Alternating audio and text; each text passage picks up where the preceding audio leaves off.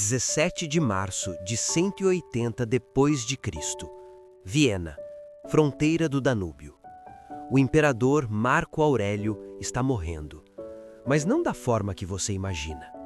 Seus olhos percorrem o teto da tenda militar pela última vez.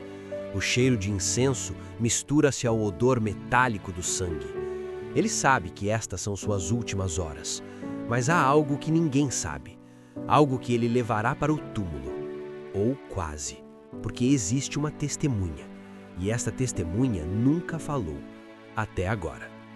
Marco Aurélio não era apenas um imperador, era filósofo, pensador, o homem que escreveu Meditações enquanto comandava legiões, o último dos chamados 5 bons imperadores, um homem admirado por gerações, um símbolo de sabedoria e justiça.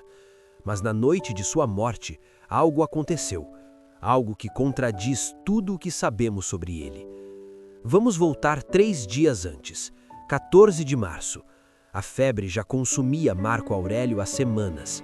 Ele recusava comida, aceitava apenas água. Os médicos do exército estavam perplexos, nenhum tratamento funcionava. A corte imperial estava dividida entre o acampamento militar e Roma.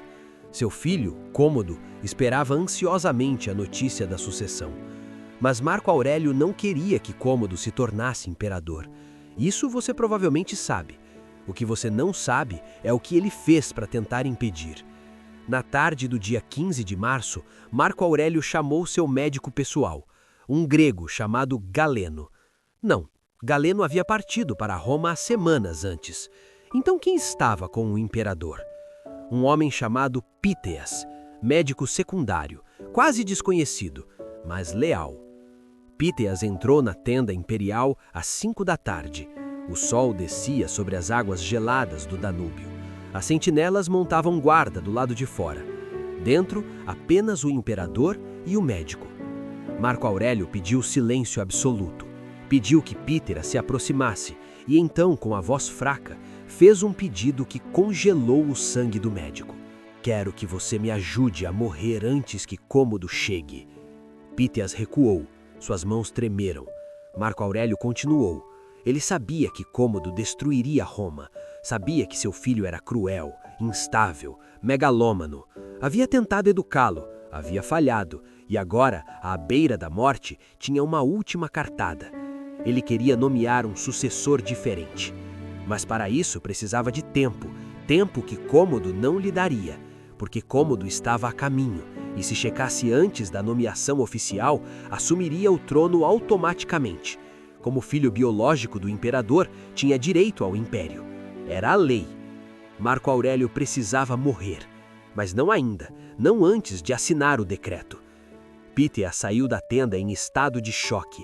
Ele sabia que ajudar o imperador a controlar sua própria morte seria traição, mas ignorar o pedido também seria. Ele caminhou até as margens do rio. A água escura refletia as tochas do acampamento. Ele pensou em fugir, pensou em desaparecer na noite, mas voltou. Você faria o mesmo se o homem mais poderoso do mundo, morrendo, pedisse sua ajuda para salvar um império? Você ajudaria ou fugiria? Na manhã do dia 16, Píteas voltou à tenda. Marco Aurélio estava mais fraco, mas seus olhos ainda ardiam com determinação. Ele mostrou ao médico um documento, escrito em latim, selado com cera imperial. Nele, Marco Aurélio nomeava um sucessor, não Cômodo, outro homem, um general, leal, justo, competente. Mas o documento precisava ser levado ao Senado, e só seria válido se o imperador ainda estivesse vivo quando chegasse a Roma. Se Marco Aurélio morresse antes, o documento perderia valor. Cômodo assumiria, e Roma entraria em colapso.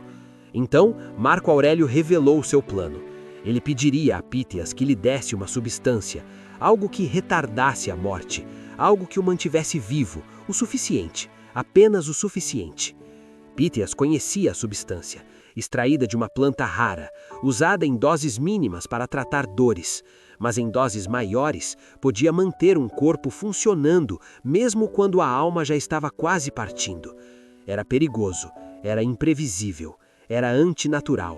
Mas Marco Aurélio insistiu, e Píteas aceitou. Durante todo o dia 16, Píteas administrou a substância ao imperador. Marco Aurélio flutuava entre consciência e delírio, mas seu coração continuava batendo, seu peito continuava subindo e descendo. Ele estava vivo, tecnicamente. O mensageiro partiu ao anoitecer. Levava o documento lacrado. Tinha ordem de cavalgar sem parar até Roma. 3 dias de viagem, talvez 4. Marco Aurélio precisava resistir. Mas então, algo aconteceu. Na noite do dia 16, Cômodo chegou ao acampamento. Ninguém esperava. Ele cavalgou durante dias, quase matando os cavalos. Entrou no acampamento como um furacão, exigiu ver o pai. As sentinelas não puderam impedi-lo. Cômodo era o filho do imperador, era o herdeiro, tinha direito. Ele entrou na tenda e encontrou Marco Aurélio ainda vivo.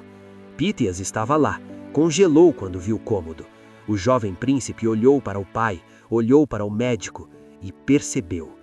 Percebeu que algo estava errado. Marco Aurélio estava vivo demais para alguém tão doente. Seus olhos estavam vidrados, mas abertos. Sua respiração era superficial, mas constante. Cômodo conhecia a morte. Havia visto homens morrerem em batalhas, havia visto gladiadores expirarem na arena. E aquilo não era uma morte natural. Aquilo era uma morte controlada. Cômodo se aproximou de Píteas, perguntou o que estava acontecendo. Píteas tentou mentir, disse que estava apenas tratando o imperador. Cômodo não acreditou. Agarrou o médico pelo pescoço, exigiu a verdade. E Píteas, apavorado, confessou. Contou sobre o pedido de Marco Aurélio, sobre a substância, sobre o documento, sobre o mensageiro que já estava a caminho de Roma. Cômodo soltou o médico. Seus olhos encheram-se de fúria, mas também de algo mais, algo pior: desespero. Porque Cômodo sabia que se aquele documento chegasse a Roma, ele perderia tudo. Perderia o império, perderia o poder, perderia o propósito de toda a sua vida. Ele se virou para o pai, seu pai, o homem que o criou, o homem que o rejeitou até o último suspiro. E então Cômodo fez algo que mudou tudo. Obrigado por ter chegado até aqui. O que você está prestes a descobrir agora é o segredo mais sombrio dessa história. A verdade que nunca foi registrada. A ação que selou o destino de Roma. Cômodo ordenou que Píteas parasse de administrar a substância. Imediatamente. O médico hesitou. Cômodo puxou a espada e repetiu a ordem. Píteas obedeceu. Sem a substância, Marco Aurélio começou a desmoronar. Sua respiração ficou irregular, seus olhos se fecharam, seu corpo relaxou. Ele estava morrendo. Dessa vez de verdade. Mas Cômodo não esperou. Ele se aproximou do pai, colocou a mão sobre o peito e sussurrou algo. Píteas, do outro lado da tenda, não ouviu as palavras, mas viu o gesto. Viu Cômodo pressionar. Não com força, apenas o suficiente. Marco Aurélio tentou respirar. Não conseguiu. Seus olhos se abriram por um segundo, encontraram os olhos do pai, e então se fecharam para sempre. Cômodo matou o pai? Tecnicamente, não. Marco Aurélio já estava morrendo, já estava no limite, mas Cômodo acelerou o processo, empurrou a morte para frente, por apenas alguns minutos.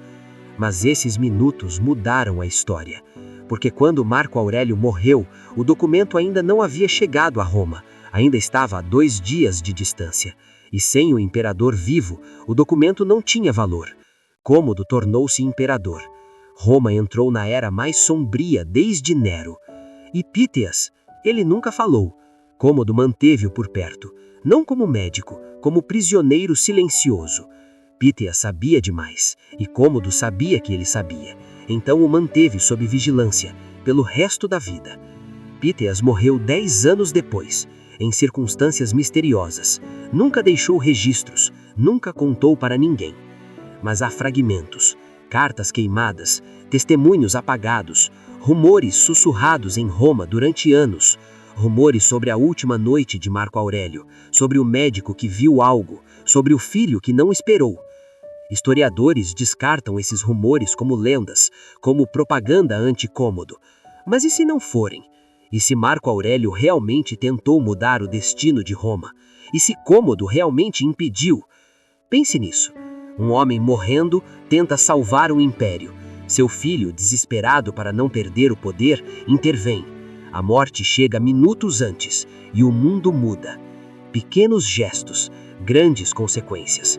Marco Aurélio passou a vida escrevendo sobre controle, sobre aceitação, sobre o destino, mas no final tentou controlar o incontrolável, tentou vencer a morte, não para viver, mas para morrer no momento certo, e falhou, porque Cômodo também estava jogando, e Cômodo não tinha escrúpulos, não tinha a sabedoria do pai, tinha apenas ambição e medo. A história oficial diz que Marco Aurélio morreu de causas naturais, que Cômodo era o herdeiro legítimo, que tudo aconteceu conforme a lei romana. Mas a história oficial é escrita pelos vencedores, e Cômodo venceu. Píteas perdeu, Marco Aurélio perdeu, Roma perdeu.